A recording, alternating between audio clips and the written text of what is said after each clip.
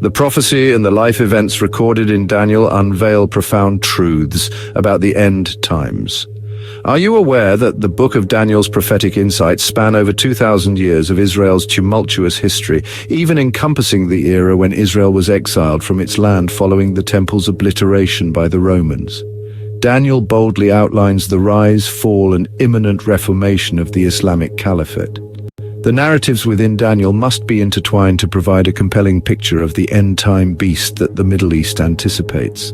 How could Bible teachers overlook such monumental truths? Much of Daniel's revelations were sealed until the final days, leaving teachers from past generations without the access to the world history that we now possess. The early church had not yet encountered Islam, which emerged 600 years later, and 17th century Bible commentators were blind to the rebirth of Israel as a nation in 1948.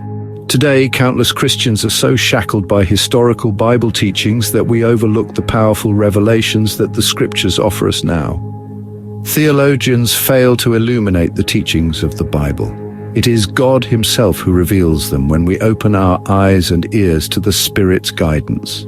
Let us embark on a brief yet impactful overview of the book of Daniel before a deeper exploration of the details that bolster my confidence to support these claims with scripture and historical evidence until we arrive at the few significant events remaining for the future.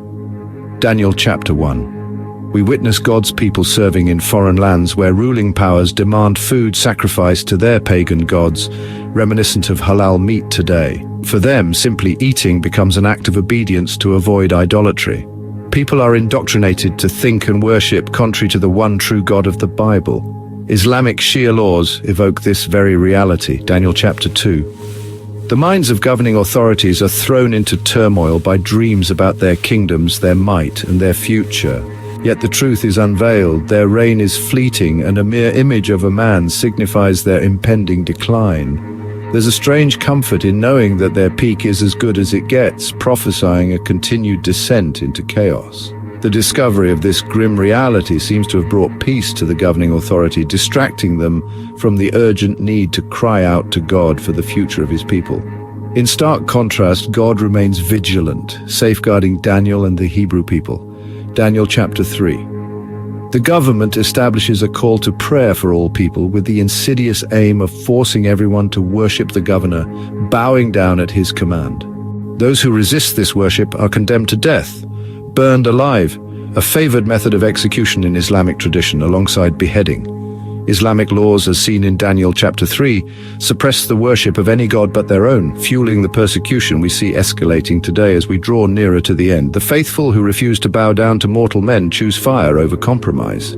Yet even in the inferno of life's trials, God stands resolutely with His people. In life or death, He is unyieldingly present with those who follow Him. The unwavering testimony of God's believers is so potent that even the governing authority dares not speak of their God, likely fearing the wrath of such an omnipotent being. They offer their very bodies to God as whole burnt offerings and living sacrifices, and in return, God grants them life anew. The Hebrew term for whole burnt offering is Holocaust, a somber reminder of the horrors of concentration camps. Daniel chapter 4. The governor's next dream reveals a great tree, a powerful symbol of his empire's glory and riches, destined to be cut down to humble his pride. This destruction of material wealth is crucial, for the love of money and the insidious nature of pride breed chaos and evil in our lives. Like many nations in the last days, destruction is the only means to humble them, ultimately facilitating their restoration. The governor is reduced to madness, forced to live as a wild beast until sanity and humility return to him and his kingdom. Daniel chapter 5. The governor indulges in excess. He revels in drunkenness amidst a colossal feast, blissfully unaware until the finger of God etches a dire message on the stone wall. Yet they remain blind to the impending judgment for their pride, oblivious to the destruction about to engulf his kingdom. The magicians and astrological advisors are powerless to aid them. The lessons from past rulers fall on deaf ears.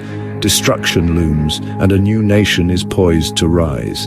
Nation will rise against nation. Kingdoms will collapse as their leaders lead their people astray, proving themselves unworthy. Daniel chapter 6. Laws are manipulated to prevent the people from praying to the God of Israel, demanding instead that they seek all needs from a mere human king, effectively rendering him a false god. Such devotion to man is nothing less than idolatry. We must worship only the God of Israel. No prophet, no deity, no woman, no man. Nothing but the God of Israel is worthy of our prayers.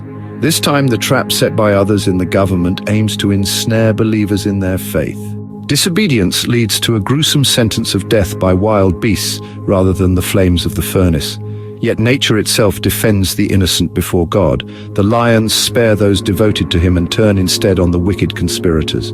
Angels and nature unite to protect God's people when all seems lost. When attacked, God's faithful see promotion for their unwavering faith, willing to lay down their lives for him. Daniel chapter 7. Here, Daniel is shown the future of Israel in vivid detail. The visions reveal tragic beasts, each embodying the empires that will dominate Israel's lands until the end. First, the lion with eagle's wings signifies Babylon, a formidable ruler yet stripped of its wings, revealing its human frailty, destined for a softened heart. Second, the bear with 3 ribs in its mouth represents the Medo-Persian Empire, which devours 3 cities, consuming them with ferocity. Third, the swift leopard with 4 wings embodies Greece, a nation rapidly conquering yet destined to fragment, moving in 4 directions with astounding speed. Fourth, the 4th beast is terrifying and dreadful, exceedingly powerful with iron teeth. It devours and tramples its enemies. This beast represents the Islamic Empire unified under a caliphate, vehemently opposed to Christianity and Judaism, openly declaring that God has no son. The description of this kingdom is far more sinister than any preceding one, yet Daniel also witnesses the triumphant return of the Lord, who will obliterate all remnants of these past kingdoms as God descends upon the clouds to establish his everlasting kingdom on earth in the last days. These vile beasts will face utter annihilation, cast into the lake that burns with fire. Daniel chapter 8. In this chapter, Daniel perceives a fierce battle between a ram and a goat, symbolizing the Medo-Persian Empire under assault from a swift Greek ram. With a single devastating blow, it dismantles the strength of the 2-horned goat of Medo-Persia. From this ram, a nation will rise and converge towards Israel, the south and the east. This monstrous force seeks to obliterate the burnt offerings, desecrating the stars of heaven, that is, the people of God. It marks the Romans, foreshadowing the greater fulfillment in the last days when a united Islamic nation led by the Antichrist, false prophet and dragon will emerge. Yet God assures us that this evil power will be vanquished without human intervention. Daniel chapter 9. The monumental 70 weeks prophecy unveils the timeline for Israel's restoration. This passage outlines the physical reconstruction of the temple and delineates the 70-week ministry of Jesus from his baptism to crucifixion, instilling immense hope for Israel's future.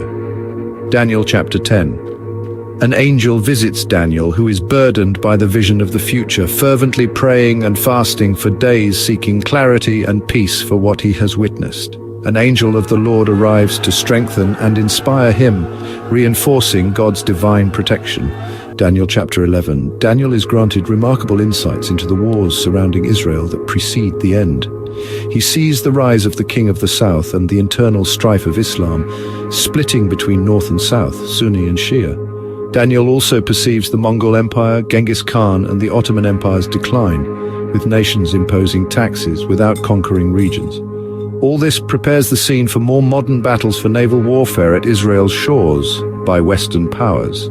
It culminates in the emergence of a revived Islamic empire, synthesizing the malignant forces illustrated throughout the book of Daniel into one formidable body of evil, stitching nations of iron together as one. Daniel chapter 12. This chapter reveals the precise timing of these prophetic events.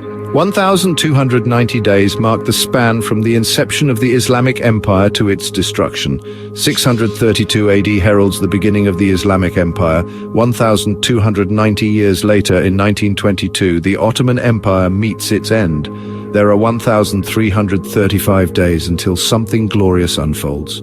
632 AD, the dawn of the Islamic Empire, plus 1,335 years, equals 1967 AD, the year Israel decisively retakes Jerusalem and the city of David.